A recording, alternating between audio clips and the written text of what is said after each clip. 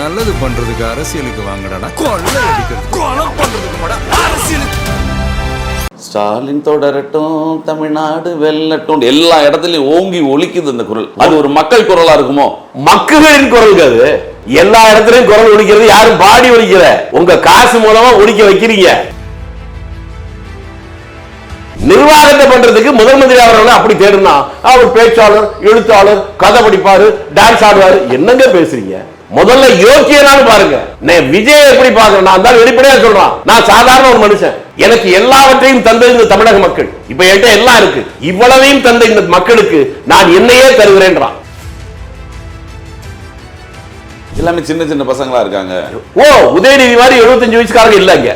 உதயநிதி ஆரம்ப காலத்திலிருந்து கட்சிக்காக உழைப்பான்னு சொல்றாங்க. ஆரம்ப காலத்திலிருந்து 3 வருஷத்துக்கு முன்னாடி. உங்களுக்கே சிரிப்பு வருதா? சொல்ற உங்களுக்கே சிரிப்பு வருதுன்னா அவங்க கேட்கிற மக்கள் எப்படி சிரிப்பாக யோசிச்சுக்கிறீங்க? அவங்களுக்கு வர மாட்டேங்குது பாருங்க. ஆஹா, இப்பதாங்க சரியா பேசுறீங்க. விஜயகாந்த் வந்தாரு வரல, அப்ப எம்ஜிஆர் கிட்ட அடிபட்டு போனாரு கருணாநிதி, அது மாதிரி விஜய் கிட்ட அடிபட்டு போறாரு ஸ்டாலின். கரெக்டா?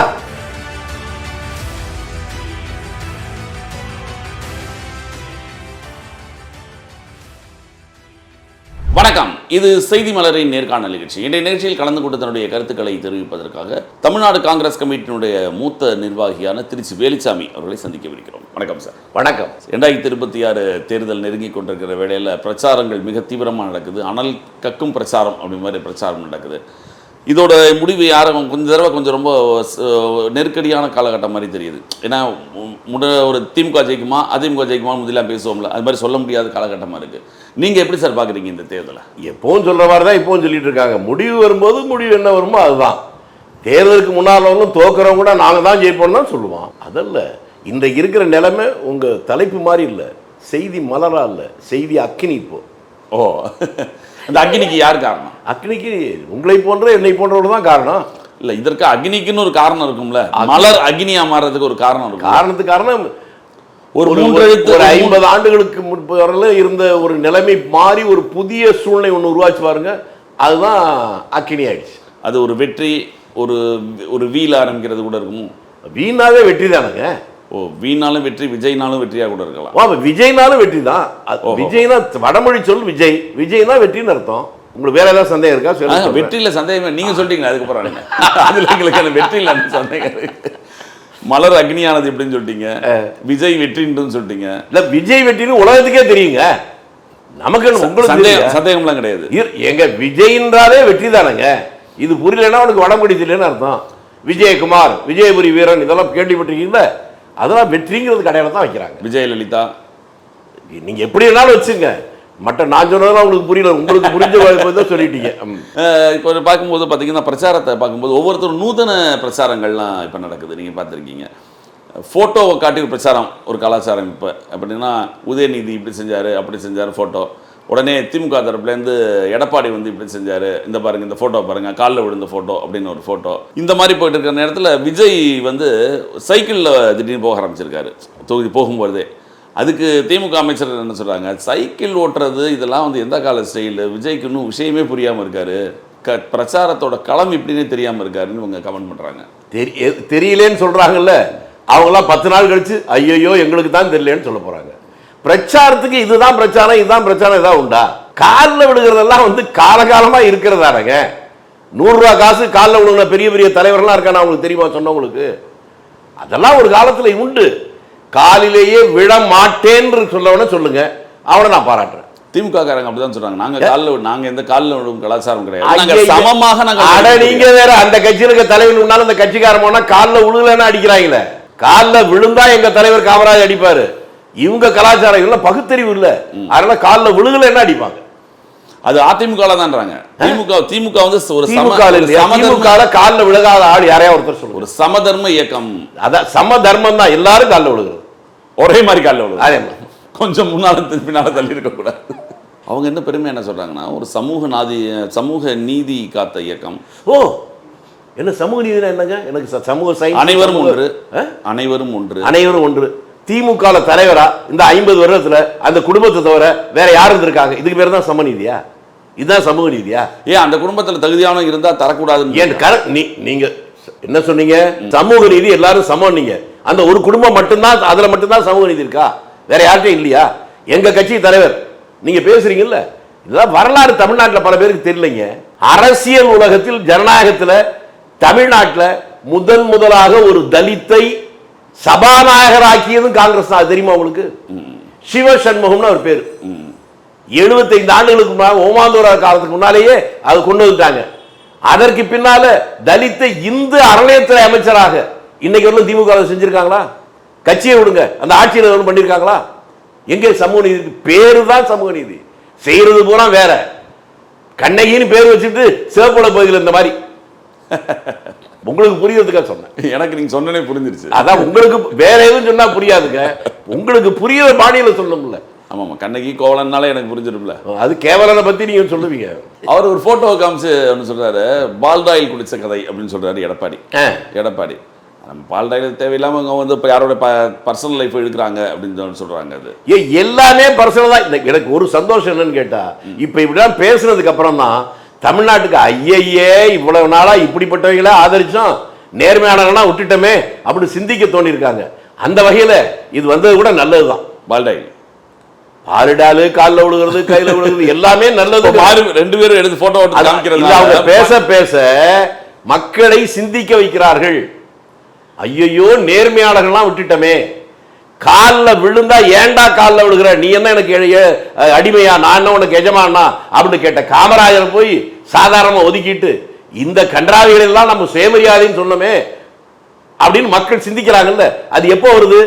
இந்த விவாதங்கள்லாம் வந்ததுக்கு அப்புறம் தான் வருது. அதனால அது நல்லது தானே. இவங்க ரெண்டு பேரும் மாற்றி மாற்றி குற்றம் சாட்டிக்கிறாங்க. இதில் அவங்க பொதுவாக விஜய் ரொம்ப அவங்க இழுக்கிறதே கிடையாது. ஏன் அப்படின்னா நேரடி போட்டி திமுகவுக்கும் அதிமுகவுக்கும் தான், இவங்கெல்லாம் யாரும் கிடையாது அப்படின்ற மாதிரி அவங்க ஃபீல் பண்றாங்க. ரெண்டு பேருமே சேர்ந்து, அவங்க ரெண்டு பேர்ல தமிழ்நாடு களத்தில் இருக்க அரசியல் கட்சியில் இருக்க யாரு விஜயை விமர்சனம் பண்ணல, அதை சொல்லுங்க அப்புறம் பேசுவோம். எல்லாரும் அவரை விமர்சனம் பண்றாங்க, இல்லைன்னு சொல்லாதீங்க.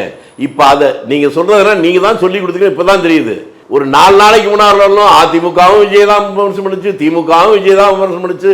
இப்ப அதுக்கப்புறம் தான் இப்ப உங்களுக்கு புரிஞ்சிருக்கு, எல்லாருடைய தாக்குதலும் ஒன்றை நோக்கி போகிற போது மக்களுக்கே அவர்கள் மீது ஒரு ஈர்ப்பு வந்துருச்சுன்னு உங்களுக்கு புரிஞ்ச உடனே ஆகா களத்தை மாத்தணும்னு இவங்களுக்குள்ள செட்டப் கம்பெனி ஒருத்தருக்கு ஒருத்தர் போட்டோ காட்டுறது எல்லாம் இப்ப புதுசு தானே. இதெல்லாம் இந்த பிரச்சாரம் யுக்தி, அதை தாங்க யுக்தி இல்ல, இது டிராமா. நான் இப்படி பேசுறேன், நீ அப்படி பேசு, நம்ம ரெண்டு பேரும் நம்ம ஏமாந்து போயிட்டோம், ரெண்டு பேரும் போய் அவந்துரும் போல் இருக்கு, அதை மாத்தணும் முயற்சி பண்றாங்க. இனிமே இவங்க மாற்ற முடியாது, மக்கள் இவங்களை ஏமாத்திடுவாங்க. அவர் அன்னைக்கு கூட போன தேர்தல் பிரச்சாரத்தில் சொன்னார், திருநெல்வேலியில் நடக்கும்போது கூட சொன்னார் விஜய். என்ன சொல்கிறாருன்னா, உண்மையான காங்கிரஸ்காரர்கள்லாம் எங்கூட தான் இருக்காங்க, திருப்பி அதை சொல்லிட்டே இருக்காரு. உண்மையான காங்கிரஸ்காரர்கள் எங்கூட தான் இருக்காங்க, காசுக்கு விலை போனவர்கள் மட்டும்தான் திமுகவோட கூட்டணியில் இருக்காங்க அப்படிங்கிறாரு. அதாவதுங்க உங்களுக்கு என்னன்னு கேட்டா, அவர் தெளிவாக புரிஞ்சிருக்கிறார், உங்களை போல ஆட்களுக்கு புரியல. அரசியல் கட்சினா மற்ற எல்லாருக்கும் வெறும் பேர் தான். ஆனா காங்கிரஸ் என்பது வெறும் பேர் அல்ல. உலக வரலாறுலேயே தனிநபர் சத்தியாகிரகம் அப்படிங்கிற ஒரு போராட்டத்தை அன்னைக்கு இல்ல இன்று வரை எங்கேயாவது நடந்திருக்கா? தன்னை அழித்துக் கொண்டு சமூகத்திற்காக எவன் பாடுபடுகிறானோ, சுயநலம் இல்லாமல் எவன் இருக்கிறானோ அவனுக்கு பேர் தான் காங்கிரஸ். காங்கிரஸ் பேர் வச்சிருக்கனாலே அவன்லாம் காங்கிரஸ் இல்ல.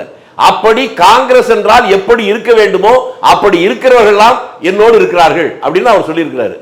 அதை நீங்க புரிஞ்சுக்கிட்டா சரிதான். இல்ல அப்ப அது உண்மைதானே? அது ஏங்க நேர்மையாளர்கள்லாம் என்ன என் கூட இருக்காங்கன்னு சொல்றாருங்க. அது நீங்க காங்கிரஸ்ங்கிறது கட்சி பேர் அல்ல, நேர்மையாளர்களை காங்கிரஸ் என்ற பெயரால் அவர் சொல்றார்.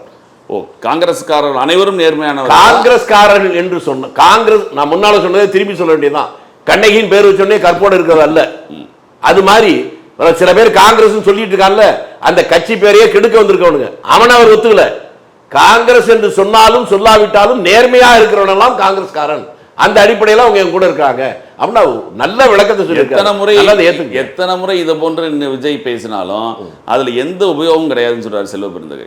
அப்படியா? ஆமா, ஏன்னா இல்ல அவர் கரெக்டா, அவருக்கு எந்த உபயோகம் இல்லைங்க. உபயோகம் இருக்கிற மாதிரி ஒரு பேச்சு நமக்கு என்ன பிரயோஜனம் அப்படி சொல்லியிருப்பாருங்க. நீங்க அவர்கிட்ட விவரம் கேட்டு சொல்லுவார். ஏன்னா முக்கியமான அவருக்கு உபயோகம் இல்லைன்னு சொன்னாரு, உங்களுக்கு புரியுது? அவர் புரியுதுல்ல, அப்புறம் என்ன அவருக்கு உபயோகம் இல்லைன்னு தனிப்பட்ட சொல்றீங்க சார், அவர் சமூகத்துக்கே சொல்றாரு, தமிழ்நாட்டுக்கே சொல்றாரு. ஓ, சமூகம், சயின்ஸ், மேத்தமெட்டிக்ஸ் எல்லாம் இருக்கா? எனக்கு அதெல்லாம் புரியல. இவர்களால் இப்ப ஏற்கனவே ஆட்சியில் இருந்தவர்களால் நீங்க சொல்ற சமூகம், தமிழ்நாடு, தமிழர்கள் இவர்களுக்கு என்ன லாபம் சொல்லுங்க சொல்லுங்க. 4.5 லட்சம் கோடி இருந்த கடன் இந்த 5 வருஷத்துல 10 லட்சம் கோடி 6 லட்சம் கோடி வாங்கியிருக்காங்கிற இந்த விஷயம் பாமரனுக்கு புரியாம இருக்கலாம், அரசியலுக்கு புரியலன்னா அவன் 1 நம்பர் அயோக்கியன்னு அர்த்தம். நீ எந்த கட்சியா வேணாலும் தமிழ்நாட்டில் எங்கேயோ புதைகுடிகளை கொண்டு போய் விட்டாச்சு, இதுக்கப்புறம் போய் இதெல்லாம் பேசினா சொல்லுகிறவன் யோக்கியன் அல்ல. நீங்கள் 4 லட்சம் கோடி கூட 5 லட்சம் கோடி 10 லட்சம் கோடி வருதுன்றீங்க. அவங்க என்ன சொல்றாங்க, ஒரு கடன் வாங்காமல் ஒரு அரசாங்கம் கிடையாது. மத்திய அரசாங்கம் கடன் வாங்குது, மாநில அரசாங்கமும் கடன் வாங்குது. கடன் மக்கள் நலத்திட்டங்களை செயல்படுத்துவதற்கு இது போன்ற நான் என்ன திரும்பி கேட்கிறேன், 6 லட்சம் கோடி கடன் வாங்கி இருக்கலாம் 5 வருஷத்துல. அதுக்கு எதுல மூலதனம் போட்டு சொல்லு, ஒயிட் பேப்பர் கொடு, கொடுக்க முடியுதா? எடப்பாடிட்ட உங்க கேட்ட மாதிரி என்ன எடப்பாடிட்ட முதலீட்டுக்கு ஒயிட் பேப்பர் கொடுங்க கேட்டாங்கல்ல, வெள்ளை அறிக்கை கொடுங்க கேட்டாங்க. ஏற்கனவே இப்படி கேட்டாங்களா? அப்ப கேட்டா இவங்க செஞ்சிட வேண்டியதானங்க. அப்ப அவங்களுக்கே விவரம் தெரிஞ்சிருக்கு. அதுக்கு என்ன சொல்றாரு, எடப்பாடிட்ட கேட்டது எல்லாமே மறைமுகமா நடந்தது, நாங்க தான் இங்க ஓப்பனா தானே பண்றோம். ஓப்பனாவே கொள்ளடிக்கிறாங்களா? கணக்கே காட்டுறான்னு கேட்டா மக்கள் பணம் இல்லது. நீங்க 10 லட்சம் கோடி கடன் வாங்கிருக்கீங்க, உங்க அப்பா வீட்டுல உங்ககிட்ட கேட்க போறது இல்ல, நீங்க கேள்வி கேட்கிறவங்க, நீங்க பதில் சொல்றேன்னா இந்த கேமராமேன் இந்த பையன் முதல் கொண்டு எல்லாரும் நம்ம கொடுக்குற வரி பணத்துல தான் திருப்பி கட்ட போறோம். எதற்காக கடன் வாங்கணும் நமக்கு தெரிய வேணாமா? அதை சொல்ல யோக்கியம் சொல்லணும். சொல்லாம வெறும் வாய் சவடால் பேசினா 10 நாளுக்கு அப்புறம் வாய் கிழிஞ்சு போயிடும். விஜயை பொறுத்த வரைக்கும் அவர் தாவேக்கா அப்படிங்கிறது விஜய் நோக்கி தான் இருக்கு. அது ஒரு உண்மையான அருமை மாதிரி தான். 234 தொகுதியிலையும் விஜய் நிற்பதாக இவர் சொல்லுங்கன்னு சொல்றாரு. ஆனா கேண்டிடேட் எல்லாம் பலவீனமா இருக்காங்க, அவங்களை யார் வெளியிலேயே பிரசித்தி பெறாதவங்களா இருக்காங்க, இவங்களை எப்படி மக்கள் ஓட்டு போடுவாங்க? அது கரெக்டுங்க. இவங்கள மாதிரி ஒவ்வொருத்தர 5 லட்சம் கோடி, நான் சொன்னா ஒத்துக்க மாட்டீங்க. குடியாத்தம் குமரன் திமுக தானே, அவர் என்ன சொன்னாரு, 63,000 லட்சம் கோடி, 63,000 லட்சம் கோடி தானா, கோடிய 63 லட்சம் கோடி மணல்ல மட்டும் கொள்ளையடிச்சிருக்காரு துரைமுருகன். அந்த பணத்தை கூட கட்சிக்காரர் புரிஞ்சு கொடுக்க மாட்டேங்கிறார் சொன்னாரா? இன்னும் பேட்டி இருக்கா? அந்த மாதிரி தகுதி இருக்கிறவங்க இல்லையோ?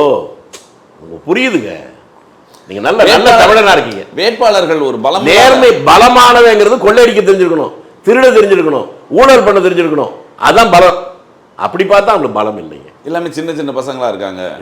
ஓ, உதயநிதி மாதிரி 75 வயசுக்காரங்க இல்லைங்க. உதயநிதி ஆரம்ப காலத்திலிருந்து கட்சிக்காக உழைப்போம் சொல்றாங்க. ஆரம்ப காலத்திலிருந்து 3 வருஷத்துக்கு முன்னாடி. உங்களுக்கே சிரிப்பு வருதா? சொல்ற உங்களுக்கே சிரிப்பு வருதுன்னா அவங்க கேட்கிற மக்கள் எப்படி சிரிப்பாக யோசிச்சுக்கீங்க. அவங்களுக்கு வர மாட்டேங்குது பாருங்க. ஆஹா, இப்பதாங்க சரியா பேசுறீங்க. உங்களை உண்மையில பாராட்டு. ஆனா இளைஞரணி தலைவரா இருந்தாரு திமுகல, இளைஞர்களை வழிநடத்தும் ஒரு போக்கு இருந்தது அவர்கிட்ட. அதான் நீங்க ஒத்துக்கணும். நிறைய பேர் சொன்னாங்க, கோடம்பாக்கத்துல கூட சொன்னாங்க வழி நடத்துறதும் ரொம்ப கெட்டிக்காருன்னு. கோடம்பாக்கத்துல சொன்னாங்க. அந்த பக்கம் போயிருந்தேங்க 4 நாளைக்கு. அங்க நிறைய பேர் சொன்னாங்க அவர் நல்லா வழி நடத்துவாரு. நீங்க சொன்னது நான் ஆதரிச்சு சொன்னா கூட எங்க கோவிச்சுக்கிறீங்க? நல்லா வழி நடத்துவா, அதுக்காக கூட ஒரு துபாய் குவைத் தான் போயிட்டு வரலாம். அது வேற இருக்கு, அங்கேயும் வழி நடத்துறாரா? முதலீடுகள் இருக்குல்ல இவங்களுக்கு. ஓ, இவங்களுக்கு முதலீடு அப்படி சொல்லுங்க. இவங்க முதலீடு, இவங்க முதலீடுங்கிறது முதலீடு நிறைய விஷயம் எனக்கு தெரிய மாட்டேங்குதுங்க. உங்களை மாதிரி முதலீடு சரியா இருக்கான்னு பாக்குறது கூட போலாம். அதெல்லாம் சரியா இருக்கா, இது இருக்க வேண்டிய இடத்தெல்லாம் இருக்கா அப்படின்னு பாக்குறதுக்கு போலாம். கரெக்ட். அதுக்காக ஆனா அந்த அளவுக்கு அவருக்கு திறமை இருக்குங்கிறதுக்காக சொல்றேன். அதாங்க உடனடியாக அவர் துணை முதலமைச்சர் ஆக்குறது காரணம் எல்லாரும் விமர்சிச்சாங்கல்ல. அவர் ஏற்கனவே ஒரு இளைஞரணி தலைவரா இருக்காரு, அடுத்து ஒரு மக்கள் சேவை. இவ்வளவு நாளாவும் இந்த தலைவரா இந்த தகுதியெல்லாம் துரைமுருகனுக்கு இல்லையோ, ஏவாவேலுக்கு இல்லையோ, எங்க ஊரு நேருக்கு இல்லையோ, ஐ பெரியசாமிக்கு இல்லையோ? என்னங்க தெரிய மாட்டீங்க? அவர் எல்லாரும் தேர்ந்தெடுத்து தானே சார் வேற கொண்டு வர. அதைத்தாங்க நான் சொல்றேன், இவருக்கு இருக்கிற தகுதி எல்லாம் அவங்களுக்கு இல்லையான்னு கேட்கிறேன். என்ன சொல்றாங்க, இதை விட சிறப்பு தகுதி அவருக்கு இருக்குன்னு நினைக்கிறாங்க. ஓ, சிறப்பு தகுதி இந்த வழி நடத்துறது. இப்பதாங்க புரியுது எனக்கு. சரி, நீங்க திமுக ஆட்சியுடைய சாதனைகள் இருக்கு இல்லையா, அந்த சாதனை அதுக்கு முக்கியமா இன்னொன்னு சொல்லிடுறேன். இப்போ ஒரு லேட்டஸ்ட் ஒரு கேப்ஷன் நீங்க பார்த்துருப்பீங்க எல்லா இடத்துலையும், ஸ்டாலின் தொடரட்டும் தமிழ்நாடு வெல்லட்டும், ஸ்டாலின் தொடரட்டும் தமிழ்நாடு வெல்லட்டும், எல்லா இடத்துலையும் ஓங்கி ஒலிக்குது அந்த குரல். அது ஒரு மக்கள் குரலா இருக்குமோ? மக்களின் குரல். அது எல்லா இடத்துலையும் குரல் ஒலிக்கிறது, யாரும் பாடி ஒலிக்கிற, உங்க காசு மூலமா ஒலிக்க வைக்கிறீங்க. அதை கேட்கிற மனுஷனுக்கு மக்களுக்கு எப்படி இருக்குன்னு உங்களுக்கு தெரியாது இல்ல? போன தடவை இப்படிதான் பாவீங்களா, 5 வருஷம் உங்களை விட்டதுக்கே கரண்ட் பில்லு 3 மடங்கு ஆயிடுச்சு, வீட்டு டாக்ஸ் 3 மடங்கு ஆயிடுச்சு, வெளியில எதை போனாலும் 3 மடங்கு 4 மடங்கு கூடி போச்சு, எங்க வருமானம் மட்டும் இல்ல, பாவிகளே இன்னும் தொடர்ந்தாக்க வெல்லாதடா, நீங்களை கொல்லுவீங்கடா. வெல்லட்டும் இல்ல கொல்லட்டும் தான். அப்ப ஸ்டாலின் தொடரட்டும் தமிழ்நாடு தமிழர்களை கொல்லட்டும். கேப்ஷன் மாத்திரலாம். நீங்க சாகணும்னா கொண்டு வாங்க, கொடுங்க, நாங்கெல்லாம் அதுக்கு தயாரா இல்லை. அபரிதமான மக்கள் ஆதரவு இன்னும் இருக்குது அப்படின்னு சொல்றாங்களே, எந்த விதத்துல? நீ கணாது முடிச்சு தூங்கிட்டு இருந்தீங்க. அவங்க சொல்றோம் அபரிதமான மக்கள் ஏங்க அபரிமிதமான மக்கள் அங்க போற இடத்துல கூட்டம் வந்திருந்தா நீங்க சொல்றது ரைட்டு. நேத்து முதல்ல போன இடத்துல கூட்டத்தை காணா. இல்ல சார் ரொம்ப எளிமையா இருக்காரு. டீ கடைக்கு போறாரு, டீ சாப்பிடுறாரு. ஆமா பஜ்ஜி சேர்ந்து அவர் பஜ்ஜி. அவர் போட்டிருக்க டி ஷர்ட்டினுடைய விலை என்னன்னு தெரியுமா உங்களுக்கு? அவர் போட்டிருக்க பேண்டோட விலை என்னன்னு தெரியுமா? அவர் போட்டுக்க டி ஷர்ட்ல உங்களை மாதிரி 15 டி ஷர்ட் வாங்கலாம். ராகுல் காந்தி கூட தான் சொன்னாங்க 40,000 டி ஷர்ட் போட்டிருக்காரு. எங்க இப்படி கேட்டா எளிமைன்றீங்க, எளிமையானு கேட்டா நீங்க உடனே வேற ஏதோ பேசுறீங்க. அது எளிமையானு கேட்கிறேன் கேக்குறீங்கல்ல. ராகுல் காந்தி கன்னியாகுமரி இருந்து காஷ்மீர் நடந்து போச்சுனாரு. இவர் போக சொல்லுங்க சார், நான் மொட்டை அடிச்சுட்டு தெருவில் போறேன். கதையா விடுறீங்க. நடக்கிறது வேற, நடக்கிற மாதிரி நடிக்கிறது வேற. ராகுலை பத்தி நீங்க சொல்லலாமா? இந்திய நாட்டுடைய வரலாற்றுல இப்படி ஒருத்தர் போனது இல்லையே. ஏற்கனவே ஒரு சந்திரசேகர் தான் போனார் கன்னியாகுமரி இருந்து டெல்லி வரணும். அதையும் தாண்டி காஷ்மீர் வரணும் போனவர். பாதத்தாலேயே பாரதத்தை அளந்த அந்த ராகுலும் சும்மா நடக்கிற மாதிரி போஸ்ட் கொடுத்து உங்களுக்கு முன்னால படம் காட்டுறவரும் ஒன்னா. நீ நடிக்கிறதே நம்புறாத போச்சு தமிழ்நாடு வேலை. அதுல வந்து அந்த மயக்கத்திலிருந்து வெளிவாங்க. பஜ்ஜி எல்லாம் போட்டார் சார். ஓ பஜ்ஜி எல்லாம் வேற போடுவாங்களா? கடையில போய் பஜ்ஜி போடுறது. அவர் ஆட்சி பண்ண சொன்னா பஜ்ஜி போடுறதுக்கு அங்க ஆள் இருப்பாங்க, டீ போடுறதுக்கு டீ மால. அவ்வளவு எளிமையானவர்னு சொல்றேன். அதான் சொல்றேன், எளிமைனா என்னன்னு எனக்கு உங்களுக்கும் புரியல, எனக்கும் புரியல. எளிமையா இருக்கிற ஆளு பஜ்ஜி போடுற ஆளு பஜ்ஜி போட்டுங்க, டீ அடிக்கிறவர் டீ அடிக்கட்டுங்க. ஆட்சி பண்ண தெரிஞ்சவன் ஆட்சி பண்ணட்டுங்க. இது எதுக்கு சொல்றாங்கன்னா, விஜய் வந்து ஒரு பிரச்சாரத்தில் வேன்ல ஒரு தனி விமானத்தில் போயிட்டு தனி விமானத்தில் வராரு, எளிமையே இல்லாம இருக்காரு. ஏன் கொஞ்சம் முன்னால சைக்கிள்ல போனாருன்னு அது இதெல்லாம் அவுட் ஆஃப் டேட் சொன்னாரு, நீங்க தானே சொன்னீங்க. ஆமா, இந்த வாய் தானே சொல்லுச்சு. இல்ல சைக்கிள்லயும் போறாரு, சைக்கிள்ல போறது நடிக்கிறாரு, நடிப்பு. ஓ இவர் நடக்கிறது நடிப்பு இல்ல, அவர் சைக்கிள் வரதான் நடிப்பு. இல்ல எளிமைன்னு ஒண்ணு இருக்குல்ல, அந்த எளிமை தாங்க சொல்றேன். அவர் சைக்கிள் கொண்டாரு. எளிமை என்னங்க? உங்க தோற்றத்தை ஒரிஜினலா காட்டுங்க. இங்க தலையை பிடிச்சி இழுங்க வாங்க. இது ஒரிஜினலா சொல்லுங்க. அதே மாதிரி உங்க எளிமையான ஒரு தலையை பிடிச்சி இழுத்து பாருங்க. ரொம்ப ரிஸ்க் சார். என்ன ரிஸ்க்? ரொம்ப ரிஸ்க் தலையை பிடிச்சி எடுக்கிறது. வந்துருச்சுன்னா எளிமை என்றால் உங்களுடைய தோற்றத்தையே ஒரிஜினல் தோற்றத்தை காட்ட தயங்குற எப்படிங்க அதுக்கு பேர் எளிமையா? உங்களை மாதிரி பைத்தியங்களை வச்சுட்டு என்னங்க பண்றது? எளிமைங்கிற சொல்லுக்கு பொருளே புரியல. இயற்கையா சாதாரணமா இருக்கிற பேர் தான் எளிமை. நான் கோட்டு சூட்டு டையெல்லாம் கட்டிட்டு நான் எளிமையா இருக்கேன் அப்படின்னு சொல்லுவேனா? நான் என்ன பென்சில் மீசை போட்டிருக்கேன்? இல்ல ரோஸ் போட்டு வச்சிருக்கேனா? இல்ல விக்கு வச்சிருக்கேனா? இல்ல இல்ல. எளிமை என்பதற்கு சாதாரணமாக எப்போ இருக்கிற மாதிரி பேர் தான் எளிமை. அப்படி இல்லாதவங்களெல்லாம் நீங்க எளிமைங்கிறீங்க, இருக்கிறவனெல்லாம் கண்டுக்க மாட்டீங்க. நீங்க நல்ல டைரக்டரா இருக்கீங்க, படம் இருக்கலாம். இல்லை இப்போ இந்த பிரச்சாரம் சொல்கிறாங்க இல்லையா, இந்த பிரச்சாரத்தில் விஜயோட பிரச்சாரம் மக்கள் மத்தியில் எல்லாரும் விஜயை பார்க்க கூடுறாங்க, இல்லைன்னு சொல்ல முடியாது. ஏகப்பட்ட கூட்டங்கள் வருது.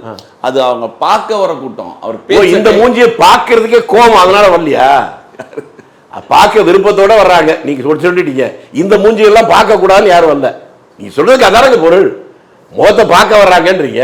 அதாவது விக்கு வைக்காத நடிகர் தானே சார். நடிகரை பார்க்க ஒரு கூட்டம் வருது. இவங்க நடிகர் இல்லையா? இல்ல ஏற்கனவே சொல்லியிருக்கீங்க. ஏற்கனவே நான் சொல்றேன்னு விடுங்க. நடிகரா இல்லையா? குறிஞ்சி மலர் நாயகனா இல்லையா முதலமைச்சர்? ஓகே ஓகேயா இல்லையா துணை முதல்வர்? அவங்க அப்பா காகிதப்பூ நாயனா இல்லையா? என்னங்க ஒன்னும் பேச மாட்டீங்க சார். சினிமான்றது அவங்களுக்கு வந்து ஒரு பிரச்சார யுக்தியா நினைக்கிறாங்க அவங்க. அதே தான் நீங்க எடுத்துங்க. இவரை அப்படின்னு வச்சுங்க. பிரச்சாரத்தை கொண்டு வந்து அதுக்கப்புறம் அரசியல் கொண்டு நினைச்சாரு, அதுக்கு தான் நடிச்சாரு வச்சுங்க. அவங்களுக்கு என்னவோ அதே தானே இவருக்கும். சார் விஜயகாந்துக்கு இதே மாதிரி கூட்டம்லாம் கூடுச்சு. ஒருத்தர் மட்டும் தான் ஜெயிச்சாரு, 10% ஓட்டு வாங்கினாரு. அதே போல தானே இருக்குன்றாங்க. அதே மாதிரியா? விஜயகாந்த் கூட கூட்டம் மாதிரி தான் அவனுக்கு கூட்டம் கூடுது. விஜயகாந்த் அவருக்கு எப்படி இருந்தாலும் அப்படித்தான் எப்படி இருக்கணும் அப்படின்னா, பெரியார் எப்படி இருந்தாரோ அப்படிதான் இவங்க இருக்கணும் அப்படி சொல்றீங்களா? என்ன சொல்றீங்க எனக்கு புரியல. இல்ல சார் விஜயகாந்துக்கு கூட்டம் நான் என்ன கேட்கிறேன், இவர் இவராக இருப்பார், அவர் அவராக இருப்பார். அவரை போல இவர் இருக்க மாட்டார், இவரை போல அவர் இருக்க மாட்டார், உங்களை போல நான் இருக்க மாட்டேன், என்னை போல நீங்க இருக்க முடியாது. இவருடைய நடவடிக்கையை பத்தி பேசுங்க. விஜயகாந்த் வந்தாரு வரல, அப்ப எம்ஜிஆர் கிட்ட அடிபட்டு போனாரு கருணாநிதி, அது மாதிரி விஜய் கிட்ட அடிபட்டு போறாரு ஸ்டாலின். கரெக்டா? உங்க வாதப்படி. ஓ நீங்க அப்படி சொல்லுவீங்க. ஓ ஆமா, உங்களுக்கு புரியறதாங்க சொல்ல முடியும். சரி விஜயகாந்த் விட்டுருவோம்.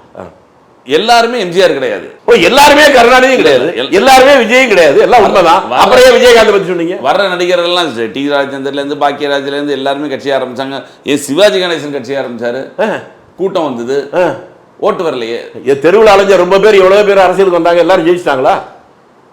இவங்களோட மிகப்பெரிய நடிகர்லாம் வந்தாங்கல்ல, அவங்களாம் ஜெயிச்சாங்களா? காகிதப்பூ நாயகன் முதல் மந்திரி வர முடிஞ்சது சொல்லுங்க சார். அதோட எழுத்தாற்றல், பேச்சாற்றல், திறமை. அப்ப சாலமன் பாப்பையா முதல் மந்திரி ஆக்கலாமா? என்னங்க பேச்சாற்றல்? நாட்டை ஆடுறதுக்கு ஆளை பார்த்தீங்கன்னா உங்களை எல்லாம் எங்கெங்க போய் எக்ஸிபிஷன்ல தாங்க வைக்கணும். நிர்வாகத்தை பண்றதுக்கு முதல் மந்திரி அவர்கள் அப்படி தேடுனா அவர் பேச்சாளர், எழுத்தாளர், கதை படிப்பாரு, டான்ஸ் ஆடுவாரு. என்னங்க பேசுறீங்க? முதல்ல யோக்கியனானு பாருங்க. விஜய் எப்படி பார்க்கறேன், நான் தான் வெளிப்படையா சொல்றான். நான் சாதாரண ஒரு மனுஷன், எனக்கு எல்லாவற்றையும் தந்தது இந்த தமிழக மக்கள். இப்ப என்கிட்ட எல்லாம் இருக்கு, இவ்வளவையும் தந்த இந்த மக்களுக்கு நான் என்னையே தருகிறேன்றான். அந்த சொல்ற வார்த்தை இருக்குல்ல, அதையாவது இவங்க சொல்லுவாங்களா? சொல்லுங்க. ஏங்க கணக்கு காட்டுறீங்க, விஜய் வச்சு இவங்களே படம் எடுத்தாங்க, அவங்க கிட்ட பணம் முதலமைச்சர்கிட்ட 10,000 ரூபாய் தான் இருக்கான்.